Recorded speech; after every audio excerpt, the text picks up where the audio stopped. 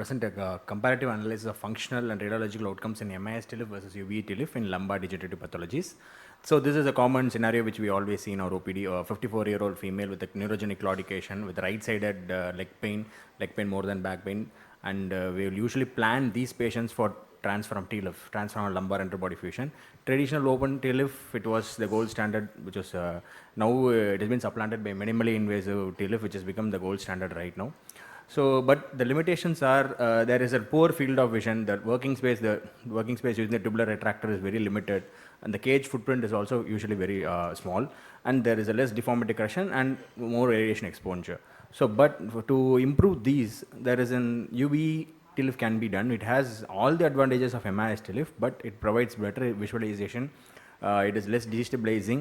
It can be used in higher BMI patients. There is less nerve root retraction, better visualization of the end plates, decreased dural tears, and it can be feasible for local anesthesia also. So here you can see an UBE TLIF can provide nearly double the visualization of an MIS TLIF. So our aim is to compare the functional radiological outcome of UBE assisted TLIF versus MIS TLIF. So this is a single center prospective study done in 2023 to 2024 for 30 patients, so 20 in MIS and 10 in UBE. So your degenerative pathologies like lumbar canal stenosis, degen spondylolisthesis, and disc disease were included. Tumors, infection, osteoporosis, and revision surgeries were excluded. So for UBE, we marked the skin marking will be done using the fluoroscopy along the pedicular, medial pedicular wall and lateral pedicular wall. For the cage insertion, we took an 2 centimeter lateral to the initial incisions. So first we did osteotomy of the IAP. We used the IAP for the bone graft, in inferior articular process for the bone graft. Then we removed the ligamentum flavum. Then we osteotomized this superior articular process, again used for bone graft. Then serial shaving will be done, and then the cage will be inserted, followed by MIS screw fixations. So clinically, we assessed the visual analog score for back and leg and osseous disability index. Radiologically, disc height, foraminal height, lordotic angle, and fusion criteria was assessed. Operative time, blood loss, and saline usage and duration of hospital stay were also used. So when intraoperatively, you can see that hospital stay and intraop radiation exposure were higher in MIS TLIF patients, but the operative time was higher in the UBE TLIF, which we attribute to the learning curve because of the initial cases.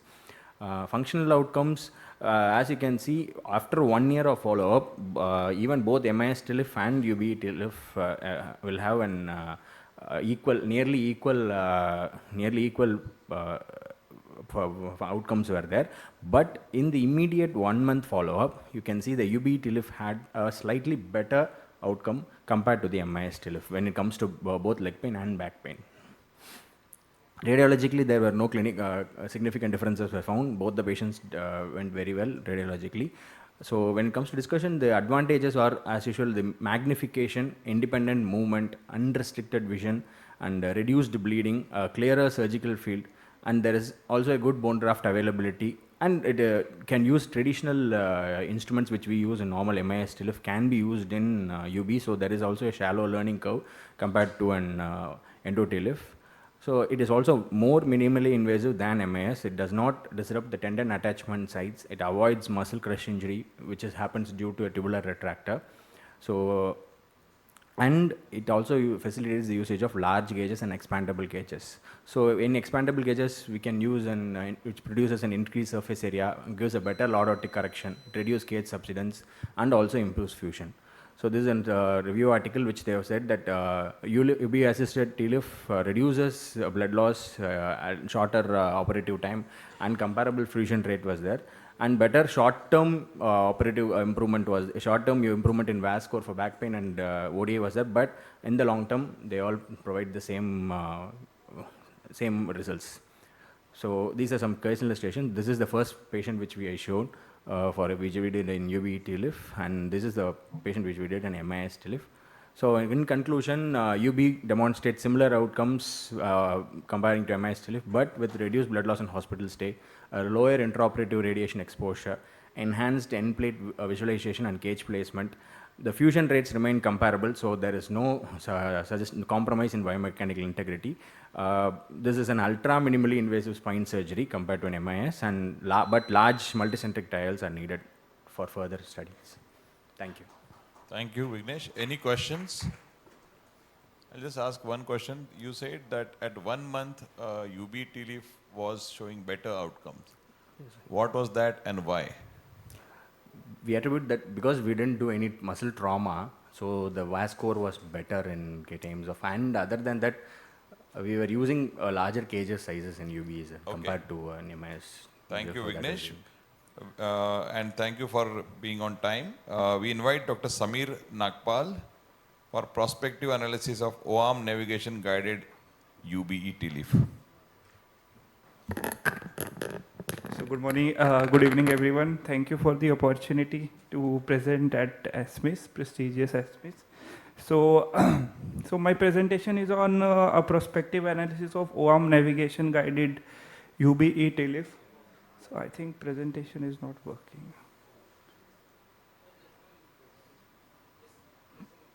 Yes. So the literature says that 1 in every 7 pedicle screws are misplaced. So here comes the role of navigation.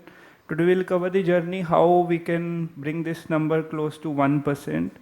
So the past was always blurry. You do your procedure, you look at the you look at the X-ray, everything looks fine, and post-operatively patient says he has left radicular pain.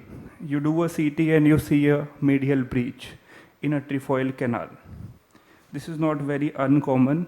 So the future is navigated and precise. So this is a post-operative MRI scan at adjacent level, MIS, an open and minimally invasive UBE TLIF was done. You can see the amount of muscle that we preserved after 1 year. This is the scar tissue that you see after 1 year, and this is the muscle, the intact muscle that you see after 1 year.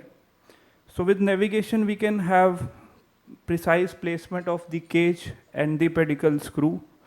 So what was the need of this evolution? To increase the visualization, to decrease the radiation exposure, and to increase the accuracy. So this is the journey from the limitation to the liberation. So this is the view of an open TLIF and a view from the over the top UBE decompression. So small portals but bigger impacts. So this is how we can achieve bilateral decompression through a unilateral approach via and preserving the midline also. This is how ipsilateral decompression is achieved, and same portal is used for the contralateral decompression. So the radiation exposure. So the radiation which we are exposed in a single MIS TLIF, you will reach your annual limit within 112 cases, and most surgeons are doing well above than that. And for a navigation UBE TLIF, it is nil for the operative surgeon. So our study is a 2-year prospective study with a single surgeon study, single center study. We included 35 patients. We excluded high-grade listhesis patient and cauda equina patients. We recorded patient-reported outcomes in terms of VAS score and the ODI score, radiological outcomes in terms of facet violation, pedicle screw breach, and dural expansion area and fusion rate. So we can skip the fluoroscopic triangulation part, as we do have the navigation to decide the portals.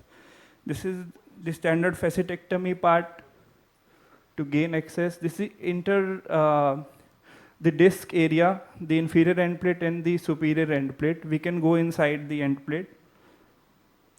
The insertion of the cage. You can place the cage anterior or eccentric according to your preference.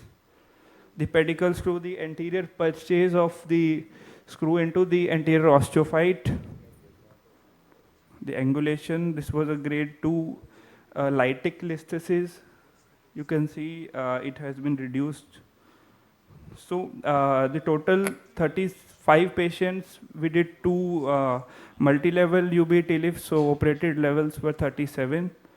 There were 2 grade 1 lateral non-critical breaches, no medial or critical breach. Dural expansion we could achieve was around 86 mm square. This is the 1 month and 18-month follow-up of the dural expansion. It was a lumbar canal stenosis. You can see bilateral decompression, and same is can be seen after 18 months. 6-month fusion rate of around 91%. These are the functional outcomes. VAS score was around 2 at the end of 18 months. This is the final incision. We had our share of complications, a 2 mm dural tear in one case. We managed it conservatively. And 1 kg of cage subsidence, 1 kg of cage migration also. We had to remove the cage at post-operative day 7. After that, patient achieved fusion at 6 months. So the limitation for our study, the smaller sample size and lack of internal control group. And the cost addition is around 25K INR to a patient. Thank you so much.